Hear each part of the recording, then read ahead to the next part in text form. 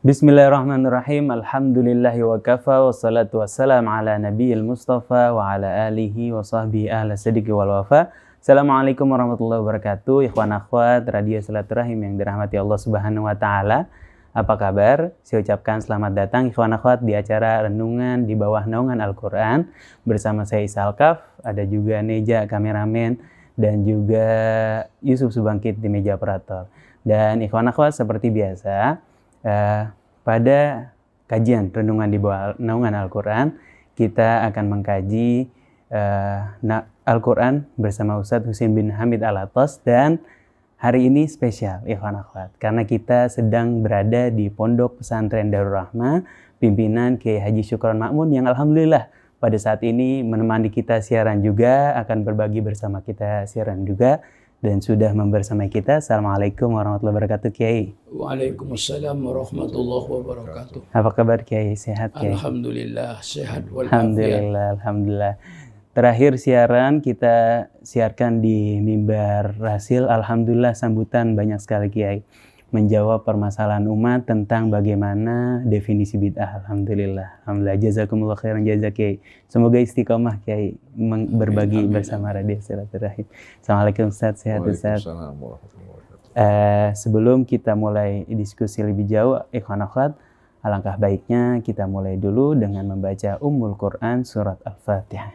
A'udzu billahi minasy syaithanir rajim. Bismillahirrahmanirrahim. Alhamdulillahi rabbil alamin. Ar-Rahmanir-Rahim. Maliki yaumiddin. Iyyaka na'budu wa iyyaka nasta'in. Ihdinas siratal mustaqim. Siratal ladzina an'amta 'alaihim ghairil maghdubi 'alaihim waladdallin.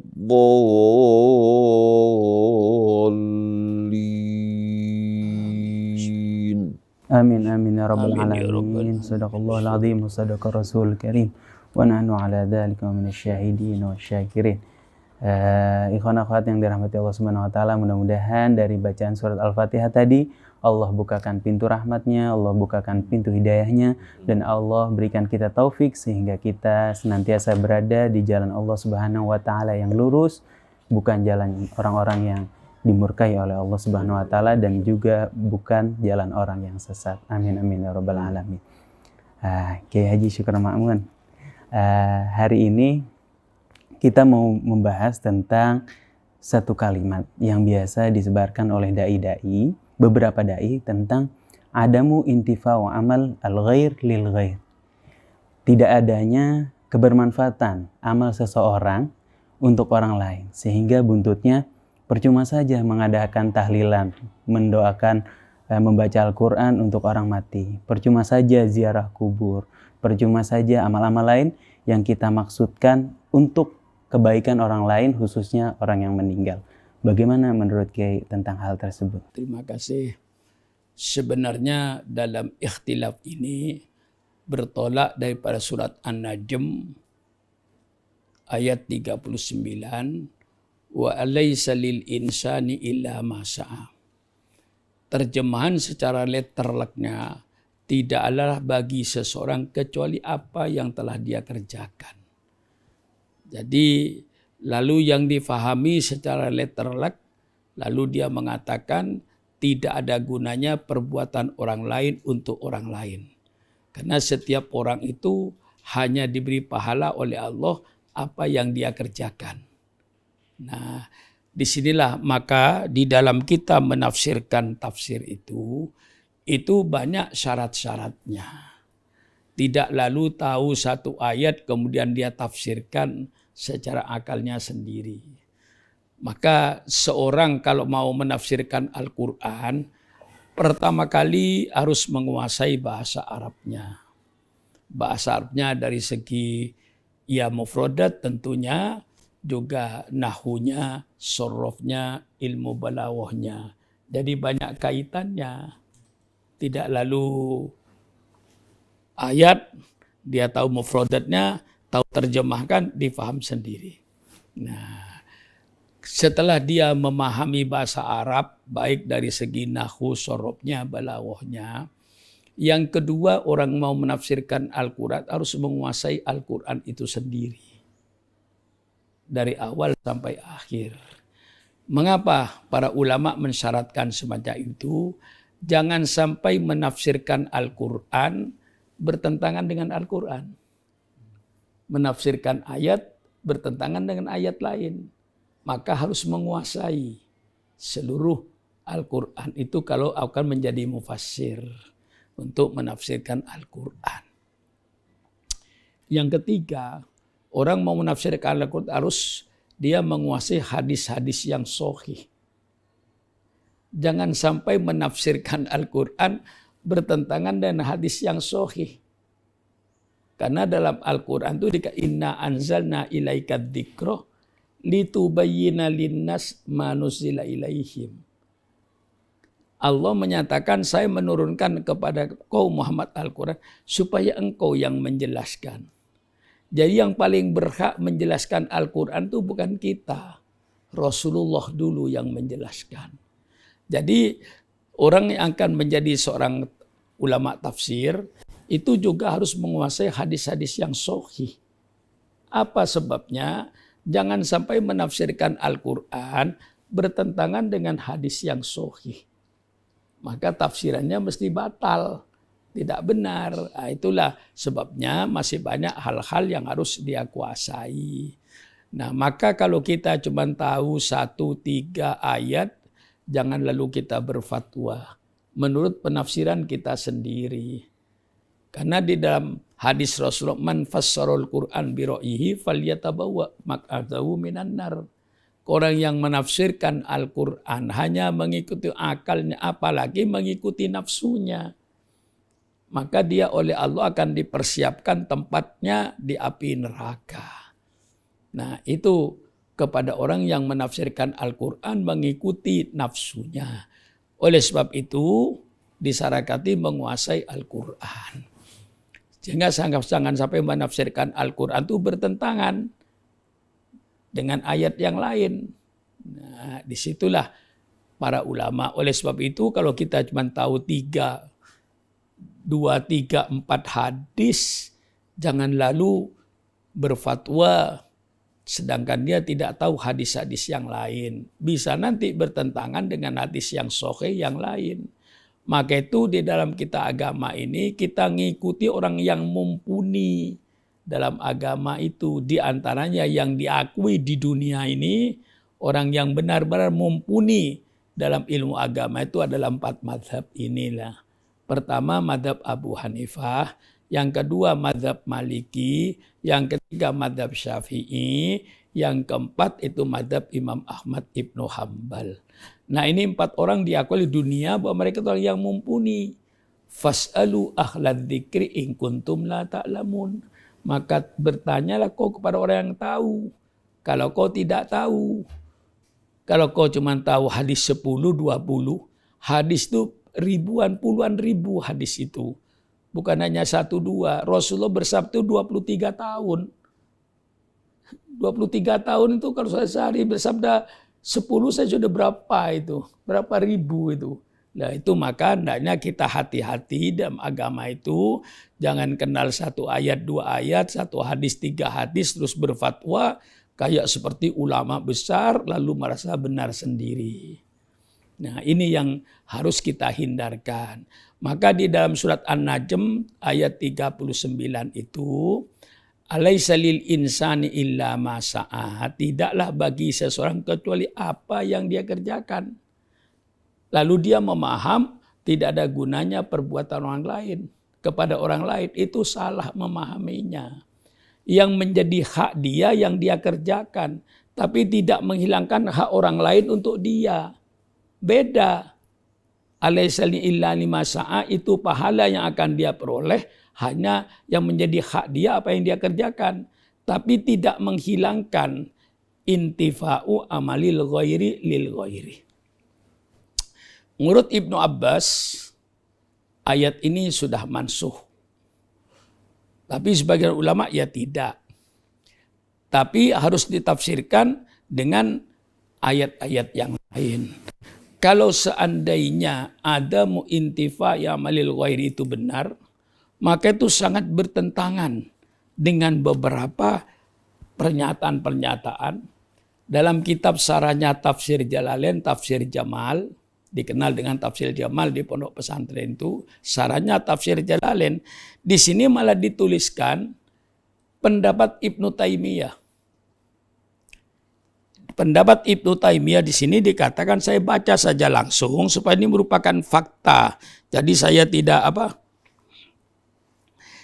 membuat-buat, ya. Di sini dikatakan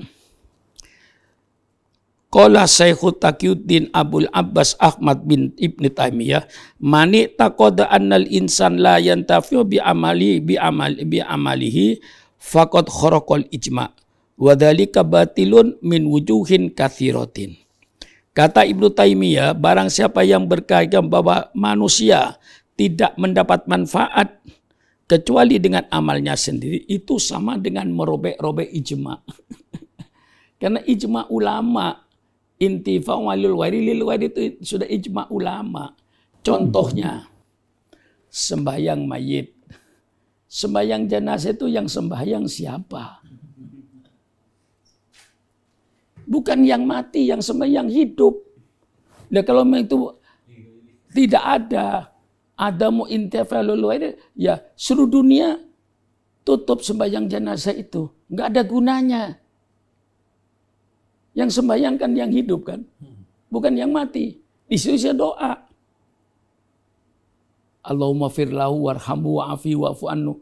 Allahumma ij'al qabrahu rahmul wa taj'al qabrahu min furaniran. Nah, kalau tidak ada gunanya, mengapa Rasulullah perintahkan? Jadi kalau seandainya perbuatan orang lain tidak ada gunanya bagi mayit, tolong hapus sembahyang jenazah seluruh dunia. Mari kita bicara yang rasional lah. Kalau sudah berkata orang kalau sudah mati tidak perlu kita doakan, tidak perlu kita tahlil untuk dia. Nah, kalau itu benar-benar tidak perlu, ya persilakan pertama kali saya minta sembahyang jenazah dihilangkan seluruh dunia. Itu sembahyang jenazah sudah jelas intifa'u amalil ghairi lil ghairi. Jelas. Nah, kalau tidak, hilangkan badal haji. Yang mana kan badal haji Rasulullah. Kalau ayah kita ketika hidup misalnya tidak mampu haji, kemudian anaknya oleh Allah dikasih rezeki banyak, oleh Rasulullah dimintakan hajikan orang tuamu itu. Badal haji istilahnya itu. Nah, kalau ini siapa yang haji? Yang hidup, yang tawaf, yang hidup pahalanya untuk yang mati. Nah, ini kan sudah jelas intifa'u amalil ghairi lil ghairi. Kurang apa? Nah, di sini Ibnu Taimiyah yang berkata, ya bukan saya ini, malah Ibnu Taimiyah. Ibnu Taimiyah termasuk ya gurunya orang-orang Wahabi, orang-orang Salafi. Di sini dikatakan oleh beliau, mani taqada annal insana la yantafi'u illa bi amalihi faqad kharaqal ijma'. Barang siapa yang berkeyakinan bahwa manusia itu tidak bisa mengambil manfaat dari perbuatan orang lain, dia telah merobek-robek ijma' ulama. Telah menghancurkan ijma' ulama. Di antaranya kayak tadi nih. Di sini dikatakan pula innal insan yantafi bi du'a'i ghairihi. Orang yang mati itu bisa mengambil manfaat dari doanya orang yang hidup. Rabbighfirli wa liwalidayya. Allahumma ighfir lil mu'minina wal mu'minat wal muslimina wal muslimat al ahya'i minhum wal amwat. Itu semuanya doa. Alladzina ja'u min ba'dihim yaquluna rabbana ighfir lana wa li ikhwanina alladzina sabaquna bil iman. Orang yang datang sesudahnya selalu berdoa, ya Allah ampunilah kami dan ampunilah saudara-saudara kami yang telah mendahului kami dengan membawa iman. Itu jelas intifa'u amalil ghairi lil ghairi. manfaatnya perbuatan orang lain kepada orang lain yang sudah mati. Jelas manfaat itu ada. Nah, jadi maka jangan menafsirkan Al-Quran dengan apa yang dia baca satu ayat ini. Masih banyak ayat yang lain. Dan dia cuma berkang pada kata-kata alaisa lil insani illa ma sa'a. Dia terjemahkan. Tidak adalah bagi seseorang kecuali apa yang dia kerjakan. Lalu menarik kesimpulan istimbatnya tidak ada gunanya perbuatan orang hidup untuk orang mati. Lah itu akan bertentangan dengan dalil-dalil yang banyak. Di sini Taimiyah mengungkapkan banyak sekali. Ya, dalil-dalilnya. Anna Nabiyya sallallahu yasfa' li ahlil mauqif fil hisab. Nanti Rasul akan memberikan syafaat kepada orang-orang di padang mahsyar. Lah, Rasul memberikan syafaat itu bukan perbuatan dia kan. Rasulullah memberikan syafaat, memberikan pertolongan. Lah, ini kan sudah jelas intifa'u amalil ghairi lil ghair. Jadi sangat tidak benar orang yang mengatakan tidak ada gunanya mendoakan orang mati. Subhanallah, kadang-kadang orang mati lah dia kayak kambing mati. Langsung dipendem selesai. Baca talqin itu tolong baca Al-Fiqhul Islami wa Adillatuhu susunan Wahbah Zuwaili. Di situ talqin itu sudah ada sejak zaman sahabat.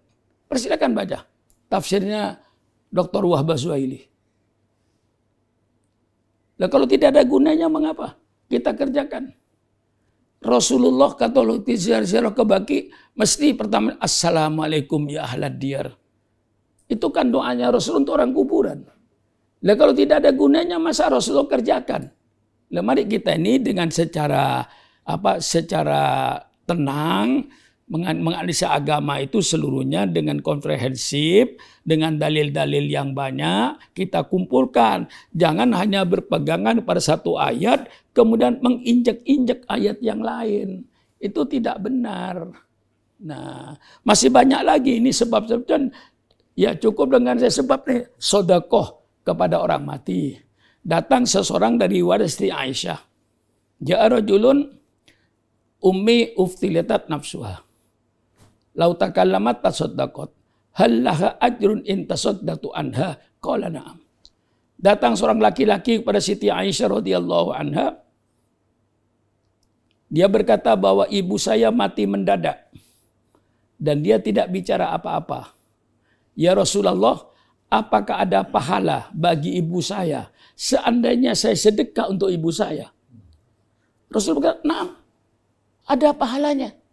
Jadi kalau sekarang misalnya kita ketika orang tua kita masih hidup, belum sempat berbuat baik kepada orang tua kita, kemudian kita sekarang dikasih rezeki oleh Allah. Lalu ada pembangunan masjid, datanglah ke pembangunan masjid. Perlu apa masjid? Oh, ini saya pasang keramik, berapa meter? Ya kira-kira seluasnya 400 meter misalnya. Sudah, saya sedekah keramik 400 meter, pahalanya untuk ibu saya. Ini namanya intifa'u amalil ghairi lil ghairi.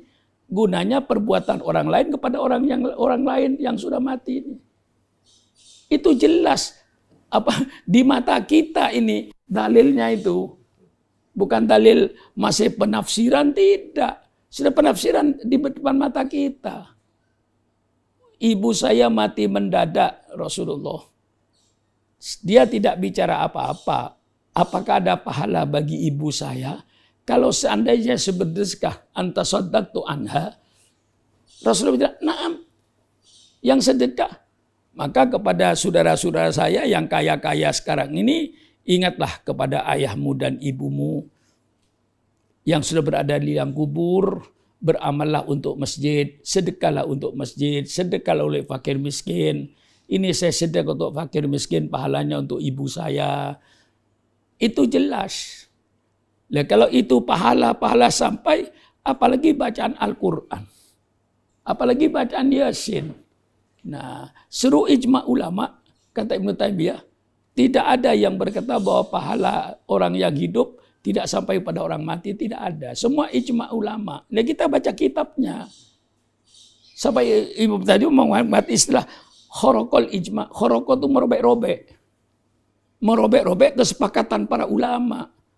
Para ulama sudah sepakat bahwa perbuatan orang hidup, ibadatnya orang kebaikan orang hidup bisa dihadiahkan kepada orang yang meninggal dunia.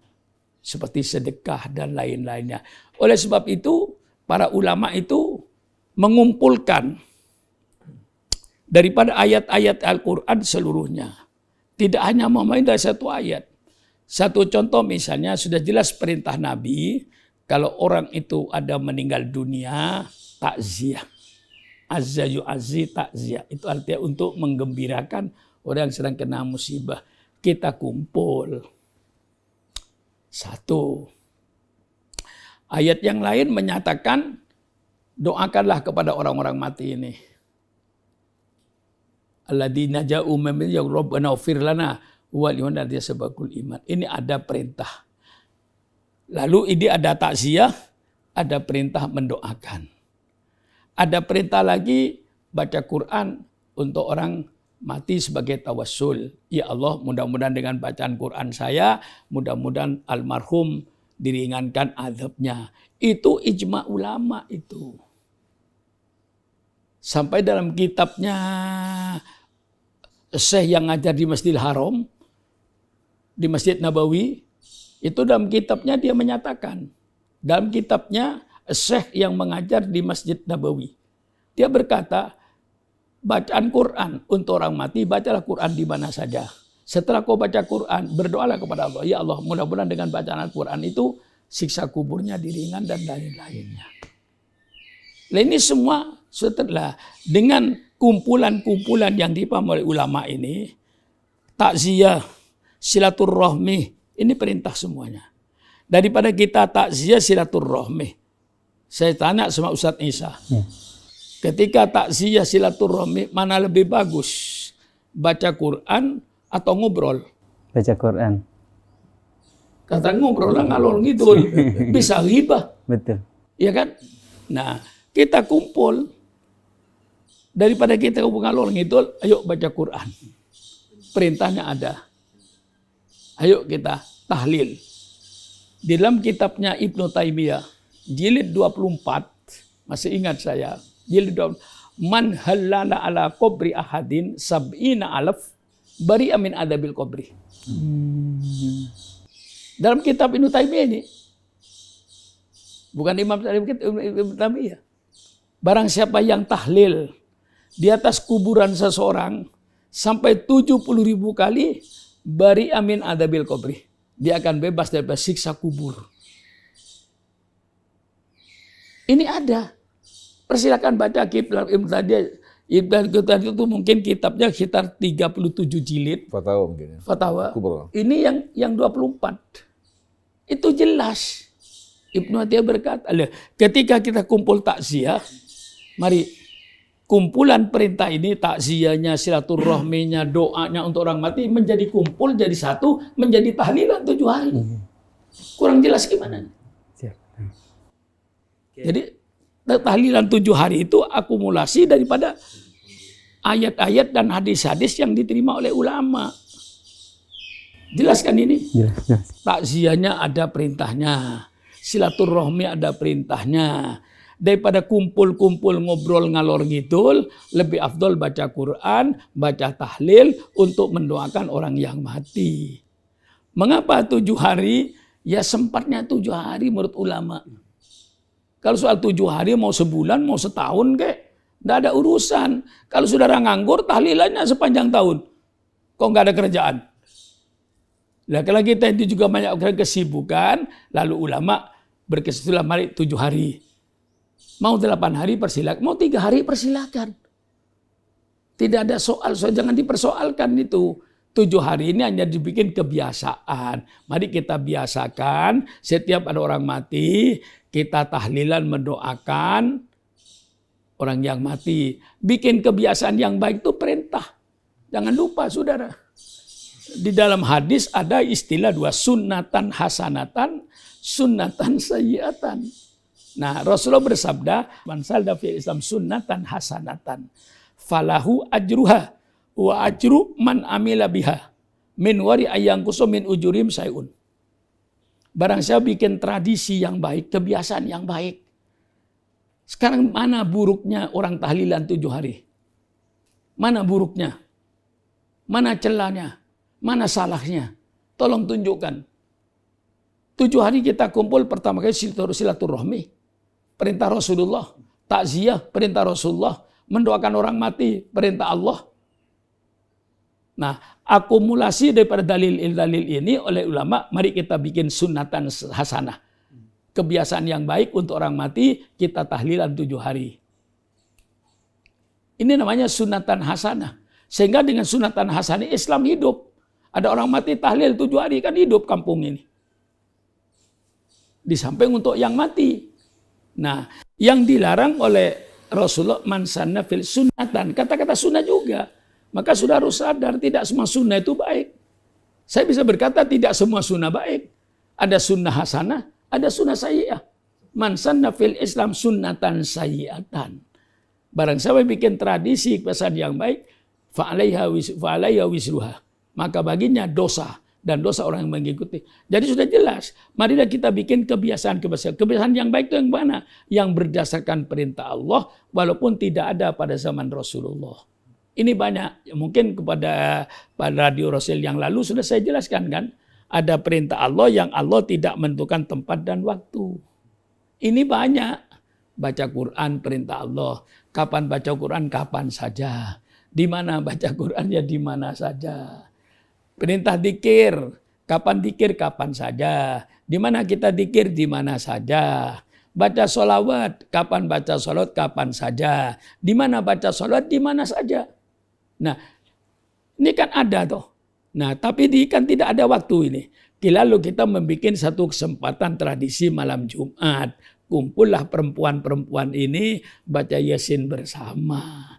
Yang pasti Habib, zaman Rasulullah Yasinan tiap malam Jumat tidak ada. Betul. Lah sekarang apa Yasinan tiap malam Jumat lalu masuk neraka? Lah mari kita berpikirlah secara agama, bukan secara emosi. Secara agama kita berpikir. Perintah Allah dzikir ada. Allah tidak menentukan waktu, tidak menentukan tempat. Kita menentukan tempat malam minggu. Di musola ini kumpullah dzikir semua. Baca la ilaha illallah bisa 100 kali, istighfar 100 kali. Masa orang yang dzikir 100 kali baca istighfar bisa masuk neraka? Yang jelas tiap malam minggu tidak ada dzikir bersama. Kan mengapa tidak dia? Karena Rasul takut menjadi beban. Kalau Rasulullah kerjakan kan beban. Ini tidak beban. Nah itu yang salah. Kalau orang berkata Yasinan tiap malam Jumat hukumnya wajib. Lah ini salah. Dzikir tiap malam minggu hukumnya wajib. Salah. Tidak, ini bid'ah kalau dikatakan wajib itu.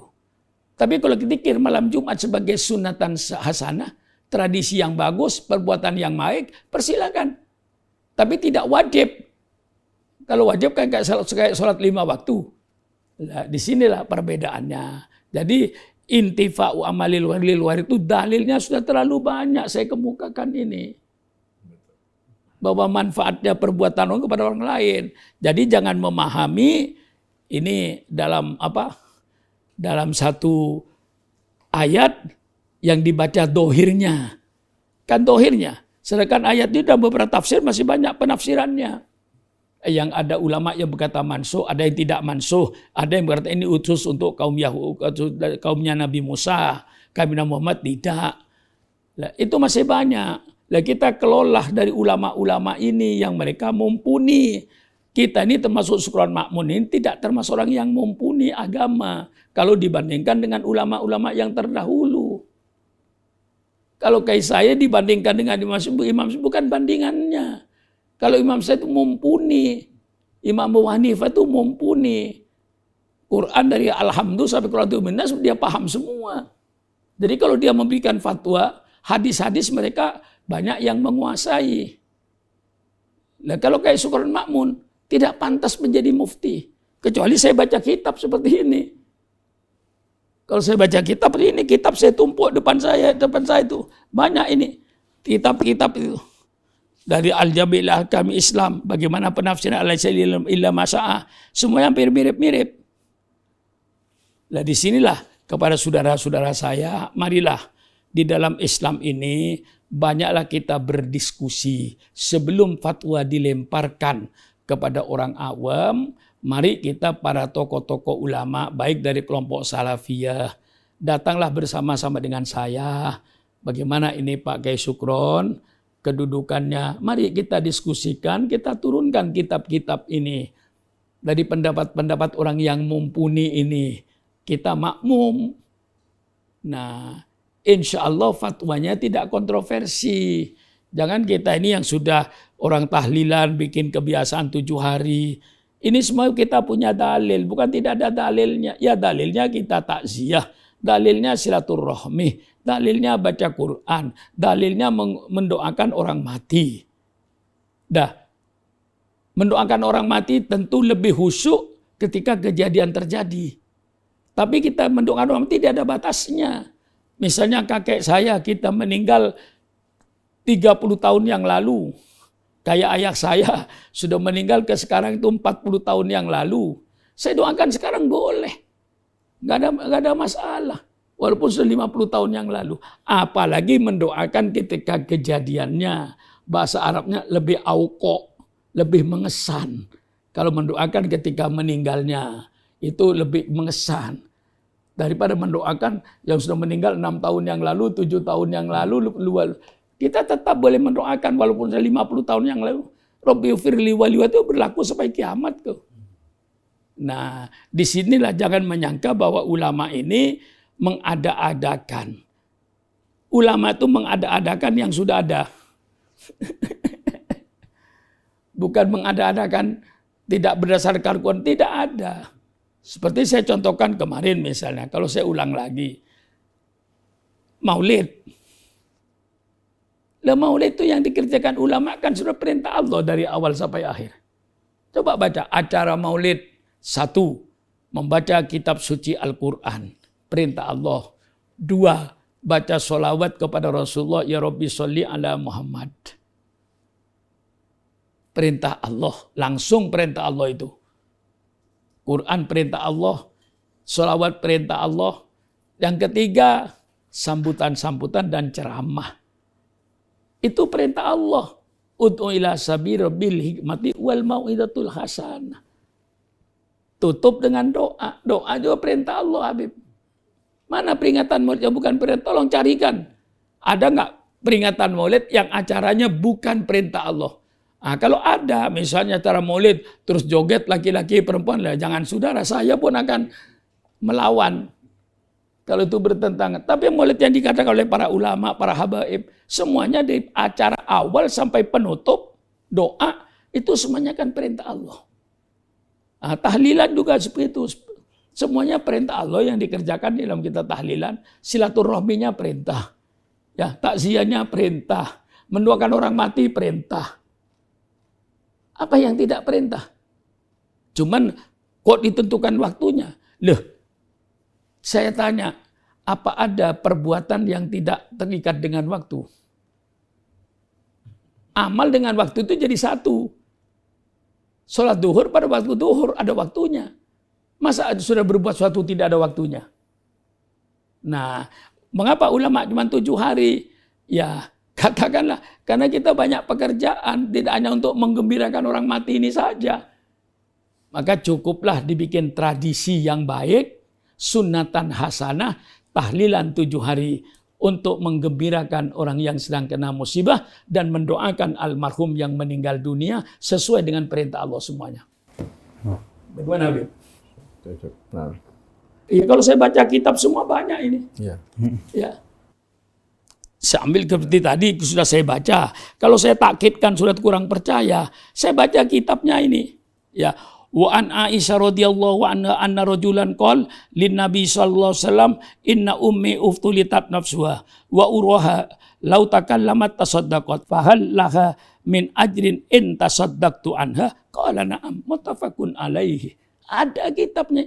Cuman karena tadi sudah hafal, cuman saya takut lupa, saya letakkan di samping saya. Tapi ternyata tidak lupa. Saya letakkan kitab ini hanya untuk takut lupa gitu. Padahal saya tidak lupa semuanya. Apa yang dikata Ibnu Taimiyah itu masih banyak.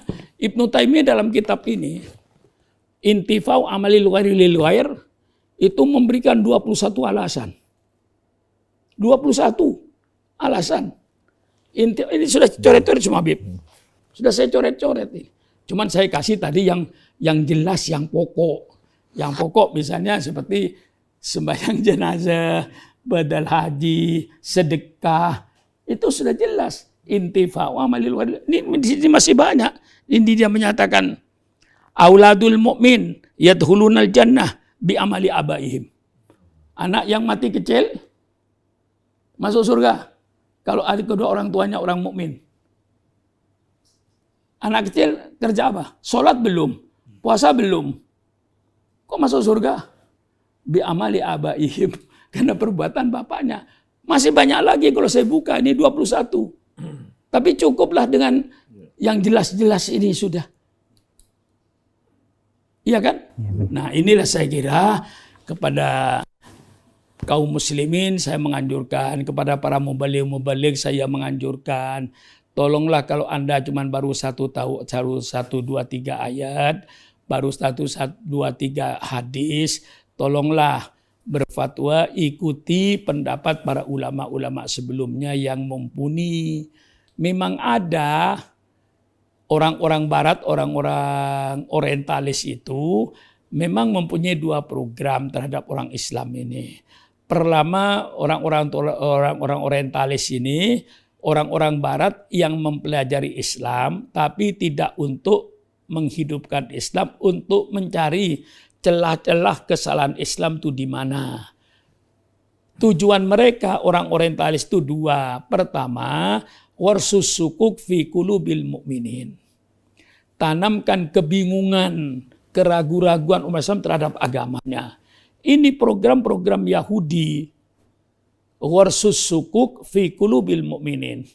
Tanamkan kebingungan terhadap orang-orang mukmin ini.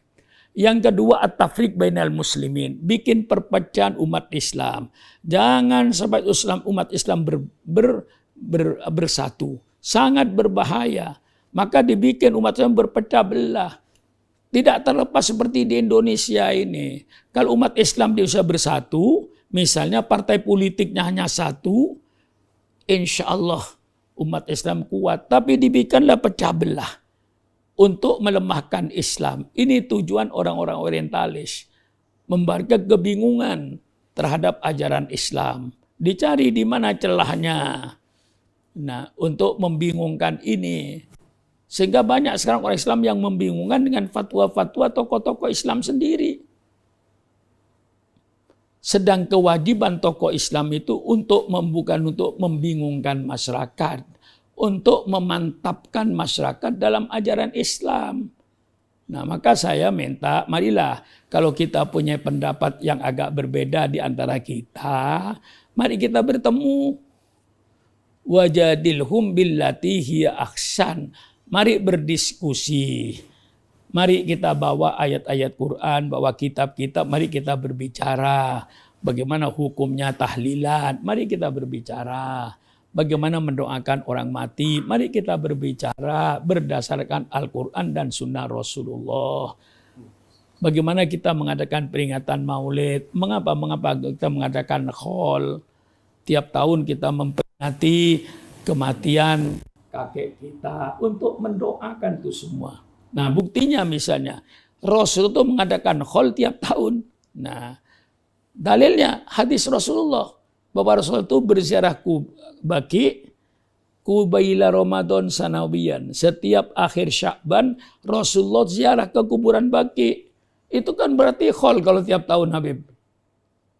Tiap tahun Rasulullah ini setiap sebelum akhir Sya'ban mendekati Ramadan, Rasulullah mesti ke Baqi, ziarah kubur. Mendoakan orang-orang yang mati di Baqi ini. Nah ini kan jelas toh. Rasulullah tiap tahun mendoakan orang mati.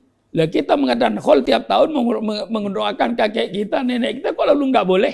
Rasulullah tiap tahun datang ke Baqi, mendoakan orang-orang yang mati di Baqi itu. Mengapa kalau kita mengadakan khol kok dikatakan bid'ah? Rasul kita niru Rasulullah kok.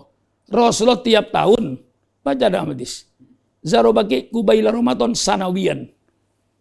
Berarti Rasulullah mengadakan haul dong. Mengapa? Rasulullah mengadakan haul kebagi setiap tahun. Kok tidak dilarang misalnya? Kita mengikuti Rasulullah kok. Rasulullah mengadakan ziarah kubur kebagi setiap tahun akhir Sya'ban. Itu hadis jelas. Nah, lalu kita mengholi kakek kita atau nenek kita setiap tahun tahlilan mendoakan. Kok lalu tidak boleh? Kita mendoakan orang mati itu. Loh, sama Nabi tidak ada. Kalau ada, Nabi Rasulullah tiap hari Sa'ban kebagi. Itu berarti hol. Dibagi dia berdoa kepada orang yang di kuburan. Nah, maka ini kita baca agama ini secara menyeluruh gitu lah. Ini yang sekarang membuat rusak ini ya naudzubillah. Karena setiap mubalik hanya tahu 1 hadis, 2 hadis, 3 hadis, tahu 1, 2, 3 ayat, lalu berfatwa sudah kayak ulama besar. Padahal ilmunya jauh. Maka kalau saya lebih baca kitab saya. Kalau baca kitabnya Imam Syafi'i, insya Allah saya tidak keliru. Baca tafsirnya Ibnu Abbas, tafsir ini mereka yang mumpuni. Saya belum berhak untuk menafsirkan Al-Quran. Mengapa? Karena saya tidak menguasai Quran dari alif sampai Z-nya. Saya baru beberapa ayat lah yang kadang-kadang saya baca. Tapi Quran dari Al-Fatihah sampai Qul bin Nas, saya tidak memahami seluruhnya. Kan begitu tuh Habib. Nah, ini yang menjadi masalah. Maka dengan beradanya Radio Rasil ini saya mengharapkan marilah kita perdalam agama ini. Di samping dengan ijtihad kita, tapi ijtihad kita itu selalu dikaitkan dengan ijtihad para ulama-ulama sebelum kita yang mumpuni. Mereka sekarang dicegah begini, cara agen-agen Yahudi ini merusak Islam di Indonesia. Imam Syafi'i itu lahir pada tahun 150 Hijriah, wafat tahun 204 Hijriah. Berarti 1200 tahun yang lalu. Itu pikiran Imam Syafi'i. Masa kita yang hidup sekarang dengan teknologi yang canggih, kita harus mengikuti berpikirnya orang yang 1000 tahun yang lalu. Nah, ini kayak benar. Kayak benar tapi nggak benar. Kayak benar kan, nggak benar kan? Nah, ini mereka. Nah, kita tidak berpikir bahwa yang namanya kebenaran ini tidak kenal tempat, tidak kenal waktu. Kebenaran itu mutlak. Tidak kenal tempat, tidak kenal waktu. Saya contohnya misalnya, 2 kali 2 sama dengan 4. Sejak kapan Habib? Apa Habib mau ditinjau kembali? 2 kali 2 sama dengan 4, kita tinjau kembali. Itu kan otaknya yang miring. Kebenaran itu tidak kenal tempat, tidak kenal waktu. Tapi mereka membuat supaya kita ini lepas daripada ulama. Itu Imam Syafi'i berpikir 1000 tahun yang lalu. Masa kita yang hidup sekarang ini sudah serba modern, masih mau ikut pemikiran 1000 tahun yang itu, dan kita diajak mundur. Nah, gitulah cara dia untuk menipu kita supaya kita lepas dari ulama.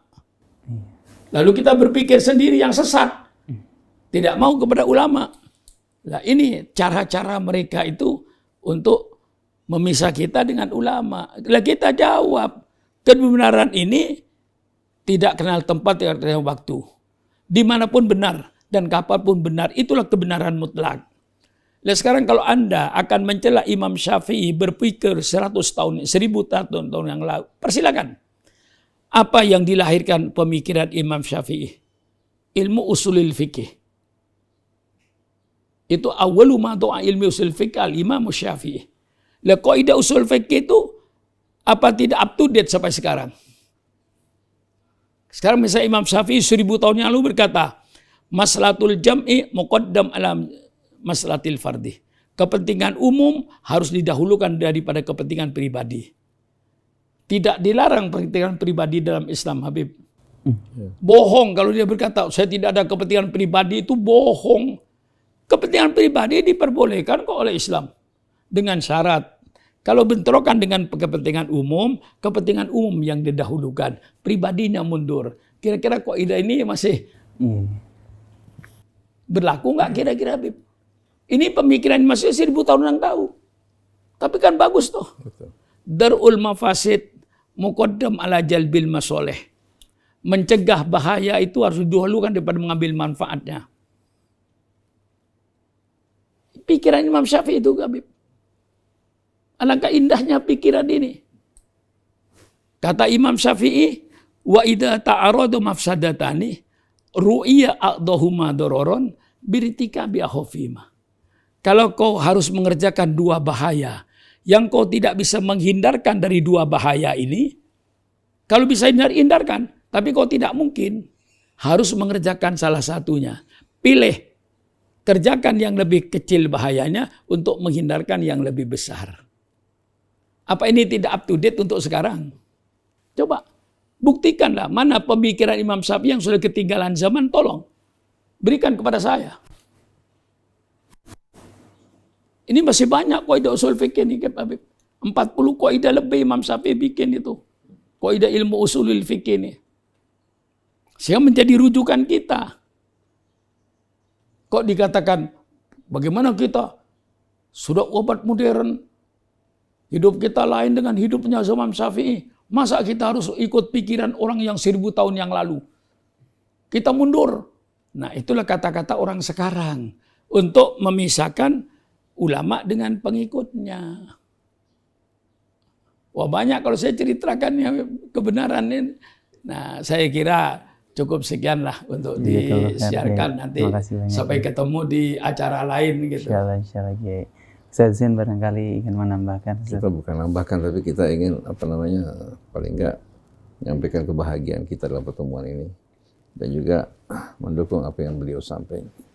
A'udzubillahi minasyaitonirrajim. Bismillahirrahmanirrahim. Alhamdulillahirabbil alamin. Hamdan katsiran thayyiban mubarakan fih kama yuhibbu rabbuna wa yarda. Allahumma salli wa sallim wa barik ala abdika wa rasulika sayyidina wa nabiyyina Muhammadin wa alihi at-tayyibin wa sahabatihi al-ghurril mayamin wat tabi'ina lahum bi ihsanin ila yaumiddin. Allahumma atina min indika rahmah wa 'allimna min ladunka ilman nafi'a wa anfa'na bima 'allamtana. Amma ba'du. Yang saya hormati, saya cintai Kiai Haji Syukron Ma'mun yang merupakan sahabat orang tua saya dan beliau, sahabat Habib juga. Masya Allah, tabarakallah, kita bahagia sekali dan alhamdulillah beliau termasuk orang yang amat dicintai oleh orang tua saya sebagai seorang kiai yang istiqamah di jalan Allah, tidak terpengaruh oleh bujuk rayu dunia, menyampaikan kebenaran, membimbing umat dan mendidik alhamdulillah generasi-generasi muda untuk berpegang teguh kepada kitab Allah Subhanahu wa taala dan sunnah-sunnah Nabi-Nya. Dan tidak sama sekali menimbulkan fitnah dengan memecah belah. Justru beliau mengajak umat untuk bersatu, berpegang kepada prinsip-prinsip Islam yang sama. Semoga Allah panjangkan umur beliau. Amin. Allah Subhanahu wa taala berkahi perjuangan beliau, terima seluruh kebaikan-kebaikan yang beliau lakukan dan ampuni kesalahan-kesalahan beliau. Dan mudah-mudahan kumpulkan beliau bersama Nabi kita Muhammad sallallahu alaihi wasallam, para keluarga, para sahabatnya yang mulia. Amin. Begitu pula para ikhwanil anbiya'i wal mursalin. Kemudian Ustaz Isa yang menemani kita, demikian pula Ustaz Heri, ada Akh Iman, Neza, seluruh kerabat kerja di studio, seluruh keluarga besar Radio Silaturahim. Begitu pula kepada para pendengar, pemirsa Radio TV Silaturahim yang dirahmati Allah, seluruh kaum muslimin dan muslimat. Assalamualaikum warahmatullahi wabarakatuh. Waalaikumsalam warahmatullahi wabarakatuh. Tadi telah kita dengarkan uraian narasi yang disampaikan oleh Kiai Haji Syukron Ma'mun yang bermanfaat bagi kita semua, yang mengajak betul-betul untuk bersatu di jalan Allah Subhanahu wa taala. Apa yang beliau sampaikan merupakan hal-hal yang perlu diketahui oleh umum. Sebagaimana yang beliau terangkan tadi, kesalahan yang terjadi di tengah-tengah kita. Sebagian orang mengambil ayat sepotong-sepotong, tidak mengaitkan dengan ayat-ayat yang lain. Padahal dalam suratul Hijri Allah telah mengancam dan mengingatkan mereka-mereka yang melakukan hal seperti ini. Allah berfirman, kama anzalna 'alal muqtasimin alladzina ja'alul qur'ana 'idhin fa rabbika lanas'alannahum ajma'in. Kami telah memberikan peringatan kepada umat sebelum kita.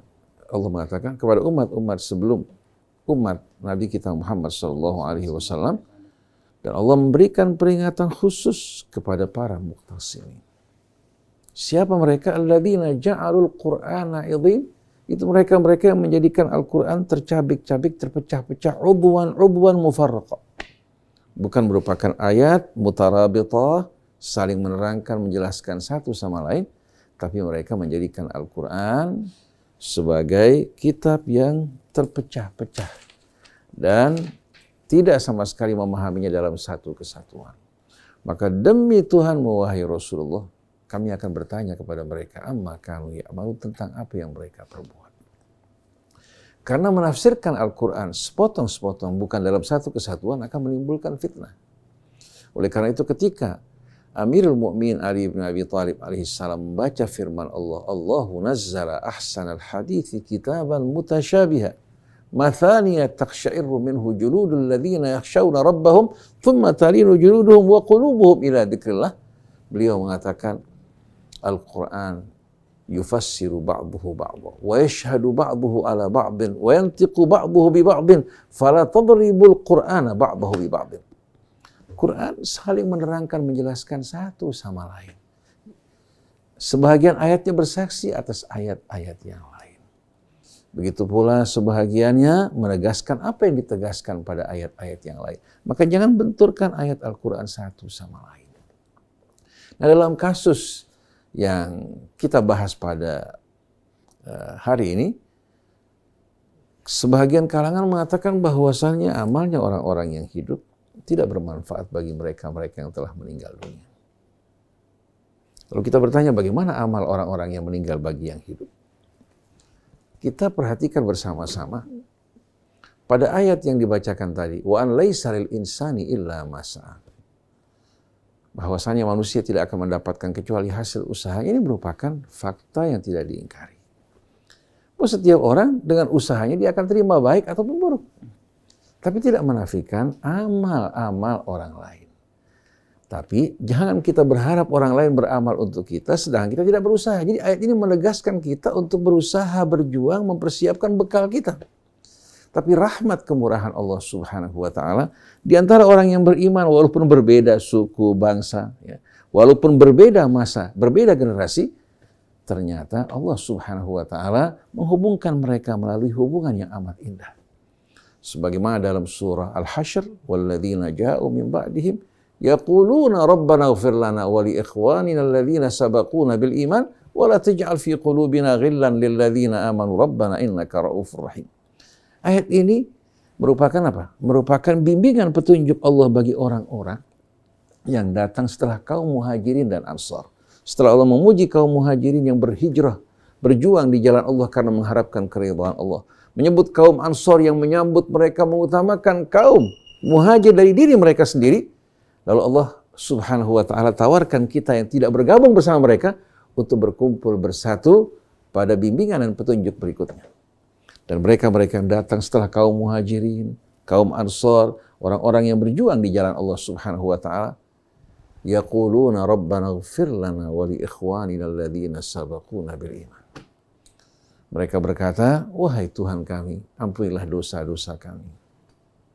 Demikian pula dosa orang-orang yang mendahului kami dengan keimanan. Wala taj'al fi qulubina ghillan lil ladzina amanu. Dan jangan sisakan dalam hati kami sedikit pun kebencian terhadap orang yang beriman. Waghfir lana, ampuni dosa kami ya Allah, innaka ra'ufur rahim, Kau Maha Penyantun lagi Maha Penyayang. Hubungan yang indah Allah Subhanahu wa Ta'ala hubungkan antara mereka-mereka yang hidup dengan orang-orang yang meninggal dunia. Apabila kita setia mendoakan orang-orang yang telah mendahului kita dengan keimanan, begitu kita meninggal dunia, kita mendapatkan juga doa dari orang-orang yang beriman untuk kita. Tapi yang enggan untuk mendoakan orang-orang yang beriman, yang telah mendahului dirinya dengan keimanan, maka jangan mengharapkan dia mendapatkan doa kelak di saat dia meninggal dunia dari orang-orang yang beriman. Sebagaimana doa orang-orang yang hidup bermanfaat bagi mereka yang meninggal dunia, begitu pula amal yang hidup Sebagaimana yang tadi Kiai Syukran jelaskan, sebagai contoh salat jenazah. Begitu pula sedekah dari seorang wanita untuk orang tuanya. Begitu pula seorang anak yang menghajikan orang tuanya. Ketika dia mengatakan, ya Rasulullah, orang tua saya meninggal belum melakukan kewajiban Islam, yaitu melakukan ibadah haji.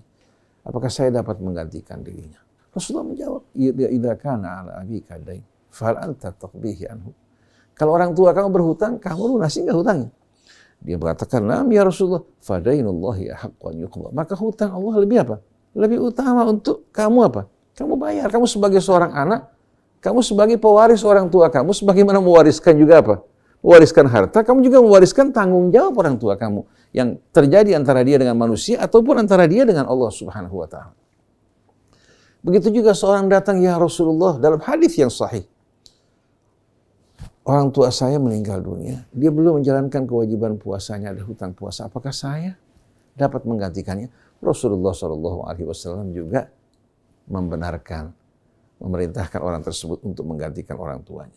Saya ingat pada zaman kita, kanak-kanak, orang-orang tua kita yang saleh, di saat dia dalam keadaan sakit, tidak mampu menjalankan sholat, apalagi dalam keadaan koma, atau dia meninggal dunia ada hutang sholat yang tidak dilakukan, dia pesan pada anak-anaknya, kamu sholat gantikan sholat saya. Ini menjelaskan bagaimana hubungan antara anak dan orang tua. Lalu kita bertanya, apakah Allah butuh sholat anaknya? Tidak, tapi Allah mencintai amal-amal kebaikan yang dilakukan anak untuk orang tuanya. Dia menunjukkan kebaktian. Jadi anak-anaknya waktu orang tuanya meninggal dunia, katakan dalam keadaan sakit tidak mampu sholat, dibagi di antara anak-anaknya. Ada yang melakukan sholat subuh, ada yang melakukan sholat zuhur, ada yang asar. Ini bentuk kebaktian antara anak dan orang tua. Dan subhanallah, kita saksikan bagaimana amal orang lain bermanfaat untuk orang lain apabila sama-sama dalam keimanan. Allah Subhanahu wa taala terangkan dalam surat Tur, walladzina amanu wattaba'atuhum dzurriyyatuhum biimanin alhaqna bihim dzurriyyatahum wa ma alatnahum min amalihim min syai' kullu imri'in bima kasaba qarin. Dan orang-orang yang beriman diikuti oleh anak-anak cucu mereka dalam keimanan. Allah akan satukan mereka walaupun dalam apa? Tingkatan amal berbeda. Allah kumpulkan, satukan mereka tanpa mengurangi amal yang lebih tinggi. Katakan orang tua yang berkedudukan tinggi, anaknya di bawah, sama-sama beriman, anak diangkat sejajar dengan orang tuanya demi kesempurnaan kebahagiaan mereka tanpa mengurangi pahala amal orang tuanya. Kalau dalam hitungan sekolah kan tidak. Ada angka 9, 7, 8, 6, kemudian disatukan, diberikan angka rata-rata kan? Kalau ini tidak, tanpa mengurangi amal yang lebih tinggi, Allah gabungkan yang di bawah bersama orang tuanya. Atau orang tua amalnya lebih rendah, mempunyai anak yang soleh, yang berjuang di jalan Allah, mati dalam keadaan syahid, orang tuanya digabungkan bersama anaknya untuk menyempurnakan kebahagiaan mereka.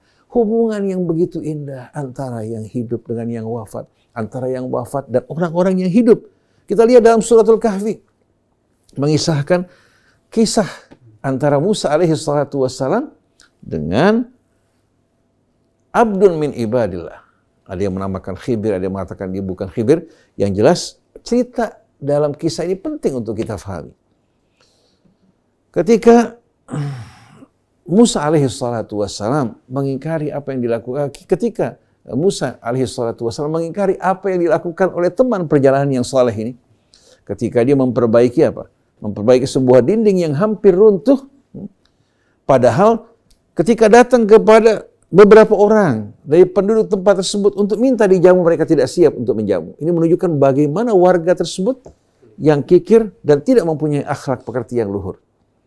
Tahu-tahu dalam keadaan letih, lelah, habis menempuh perjalanan, Khidir atau abdun min ibadillah as-salih itu memperbaiki dinding rumah tersebut. Musa mengatakan, kalau kamu mau, kamu bisa kerja untuk mendapatkan upah. Law syi'ta latakhadta alaihi ajra. Tapi kamu lakukan usaha yang sia-sia. Akhirnya langsung dia memberikan penjelasan. Wa ammal jidaru fakana li ghulamaini yatimaini fil Madinah wa kana tahtahu kanzul lahumā wa kana abūhumā ṣāliḥan fa arāda rabbuka an yablughā ashuddahumā wa yastakhrija kanzahumā rahmatan min rabbik wa ma fa'altuhu an amri dzalika ta'wilu ma lam tasti' 'alaihi sabra. Kalau kamu ingin bertanya apa hikmah di balik pekerjaan saya yang aneh yang kamu lihat aneh, ketahuilah bahwa dinding ini milik 2 anak laki-laki yang bekerja atau berdiam di kota. Dan orang tuanya dulu orang yang saleh. Kesolehan orang tua nih sudah meninggal dia. Wa kana abuhuma salihah. Bahkan lebih ekstrem lagi sebagian orang mengatakan ini kakeknya yang ke-7. Wa kana abuhuma salihah. Wa kana tahtahu kanzul lahuma. Di bawah dinding ini ada harta benda yang ditinggalkan orang tuanya untuk anak-anaknya. Tapi anak-anak masih kecil. Kalau diserahkan kepada mereka, di tengah warga yang bobrok tersebut, niscaya mereka akan bernasib malang.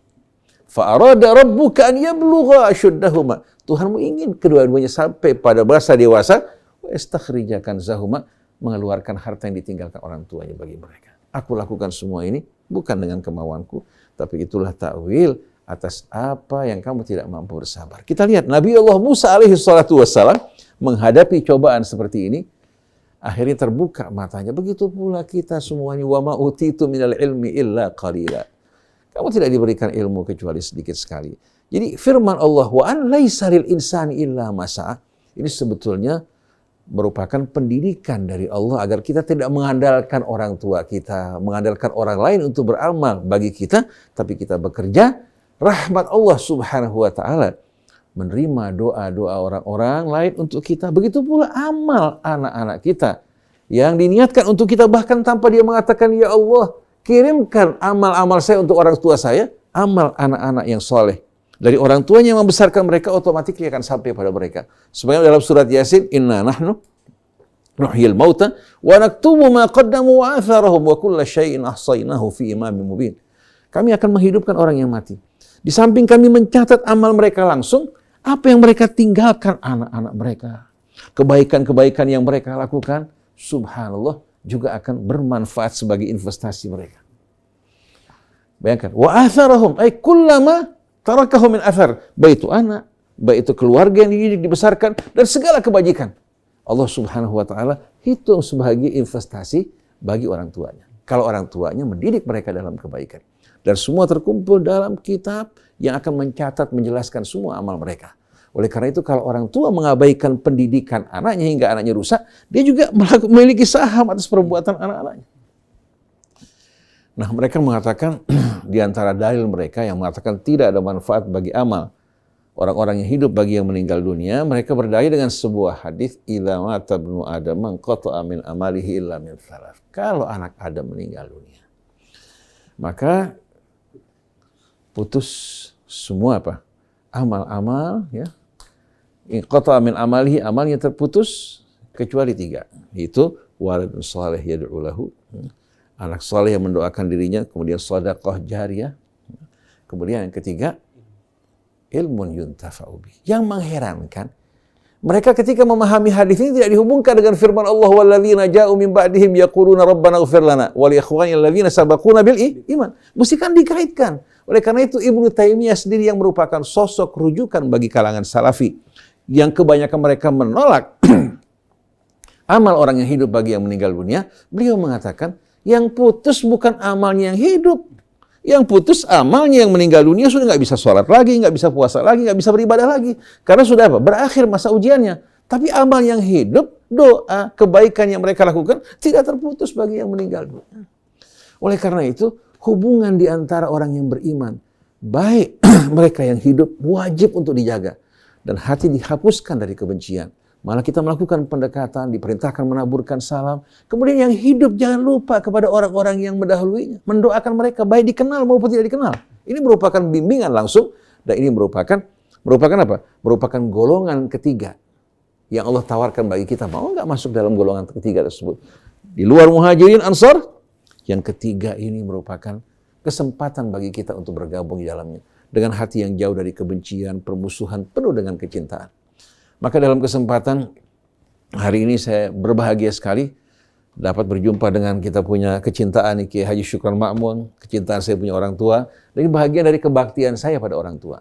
Menghubungi orang-orang yang dihormati, dicintai oleh orang tua saya. Mudah-mudahan Allah Subhanahu wa taala berikan keberkahan yang sebesar-besarnya untuk beliau, untuk keluarga beliau, begitu pula untuk kita semua, dan Allah Subhanahu wa taala jadikan kata-kata yang kita ucapkan semua kata-kata yang akan menyelamatkan kita, membuka pintu rahmat Allah, bukan kata-kata dan ucapan yang menutup rahmat Allah dan menjauhkan kita dari rahmat dan ampunannya. Subhanakallahumma wa bihamdik, bihamdik. asyhadu an la ilaha illa anta astaghfiruka wa atubu ilaik, wal afu minkum, wassalamualaikum warahmatullahi wabarakatuh.